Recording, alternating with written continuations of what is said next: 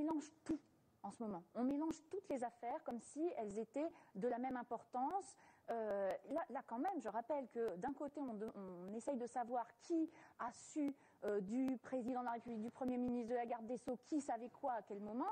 De l'autre côté, on a des affaires pour savoir si un ancien président de la République a été financé par un dictateur. Donc, vous voyez bien qu'on n'est pas sur les mêmes affaires. Ça, c'est la première chose. La deuxième chose, sur qui savait quoi.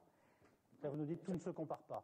Voilà, tout ne se compare pas. Ça, c'est la première chose. La deuxième chose, qui savait quoi. Moi, ce que j'ai tendance à dire, là, vous avez dit, Monsieur Ciotti, bien entendu, le pouvoir était au courant. Mais moi, c'est ça que je trouve quand même grave. C'est qu'on est dans un pays où, normalement, il devrait y avoir une indépendance des pouvoirs. Or, institutionnellement, cette indépendance n'existe pas parce que les procureurs sont nommés et sont sous la tutelle du garde des Sceaux, parce qu'il y a une habitude qui n'est pas légale, hein, qui est supralégale, que les dossiers remontent des procureurs dans les cabinets ministériels, et on est bien embêté avec ça. Parce que si on veut une vraie séparation des pouvoirs, et si on veut qu'il n'y ait plus ces suspicions, il suffit de prendre des mesures simples, c'est-à-dire d'abord de rendre les procureurs indépendants, et aussi, par suite, les dossiers ne remonteraient plus. Et le fait que le gouvernement ne soit plus au courant des affaires, ce serait une garantie, quelque part, de la séparation. Et donc, moi, je ne trouve pas normal qu'on dise « Ah, ben c'est normal que le gouvernement soit au courant de ce qui se passe dans des instructions ». Non, je ne trouve pas ça normal. Nicolas Bétou. La mauvaise communication du gouvernement, qu'on peut tous reconnaître ici, sur cette histoire, prouve au moins une chose, c'est que complot, il n'y en a pas. Parce que s'il y avait un complot, il se serait un petit peu organisé. Donc le complot, il n'y en a pas.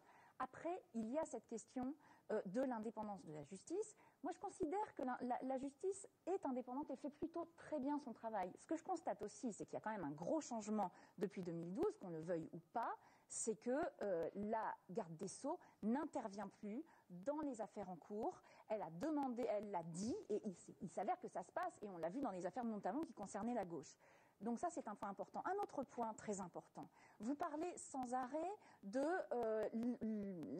l'intrusion du gouvernement dans la justice. Mais bon sang, on a préparé une réforme constitutionnelle qui justement rendrait les procureurs indépendants et empêcherait tout ce que vous dénoncez. Cette révision constitutionnelle, on ne peut pas la mettre en place parce que vous avez dit que vous ne la voteriez pas. Donc je ne comprends pas pourquoi vous ne votez pas ça. Vous voulez dire qu'il y a un double langage de la droite? Mais évidemment, enfin, évidemment. Mais moi je le dis, c'est une évidence. Ensuite, il y a eu des lois qui ont été votées l'année dernière, suite à l'affaire Cahuzac justement, pour qu'il y ait une plus grande transparence dans la vie politique. Ces lois, vous ne les avez pas votées. Des transparences dans le financement notamment, par exemple, qui ont donné plus de pouvoir à notamment la Commission nationale des comptes de campagne, qui donne plus de moyens en général de contrôler un peu ce qui se passe dans la politique. Vous ne les avez pas votées. Donc moi, je veux bien qu'on nous dise après, Monsieur Copé en premier, moi je suis pour la transparence absolue, sauf que je regarde les faits en tant que parlementaire, je vois que vous ne votez pas ces lois. Donc vous pouvez me dire ça ne va pas assez loin, c'est pas exactement comme il faut, etc. Mais au moins ça va dans le bon sens. Donc ce qui me pose problème dans tout ça, c'est effectivement un double langage. Et un double langage pourquoi? Parce que quelque part on ne veut pas sortir d'un système qui a existé depuis très longtemps, qui était basé sur l'opacité, qui était basé sur l'impunité, où on pouvait faire tout et n'importe quoi, on n'était jamais pris. Et de toute façon, même quand on était pris, on continuait à voter pour nous. Hein, c'est quand même ce qui s'est passé et on l'a vu pour certains présidents de la République. Voilà bien, c'est qu'on arrête de dire vous avez un gouvernement qui est en train d'essayer d'influencer la justice, alors que quand on donne des objets, des éléments pour pouvoir changer ça, vous ne le faites pas.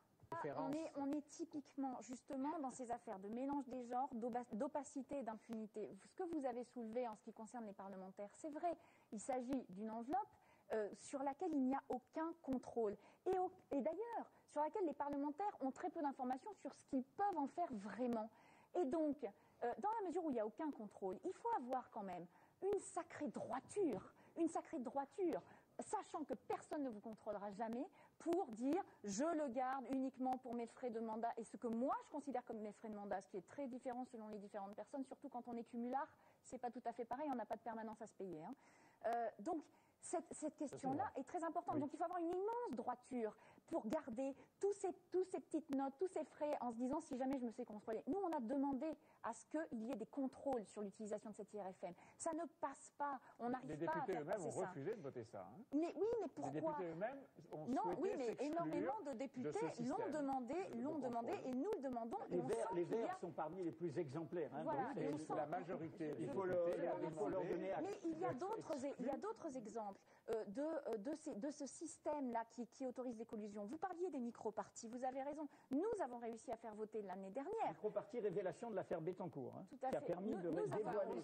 Nous Le grand public ne le savait pas. Nous avons réussi à faire voter l'année dernière le fait que maintenant, on ne pouvait plus donner 7 500 € à chaque micro-parti. Maintenant, on doit donner à un seul parti 7 500 €, pas plus. Ça, on a eu du mal à le faire voter. On a réussi à le faire voter l'année dernière. Celui de Nicolas Sarkozy à Neuilly à M. Grand-Portefeuille comme responsable. Mais on pourrait aussi citer un micro-parti qui s'appelle Jeanne, dont vous aviez parlé dans Mediapart, qui est le micro-parti du Front National, qui fait justement, qui facture très cher des prestations au Front National pour ses campagnes et qui après se fait rembourser.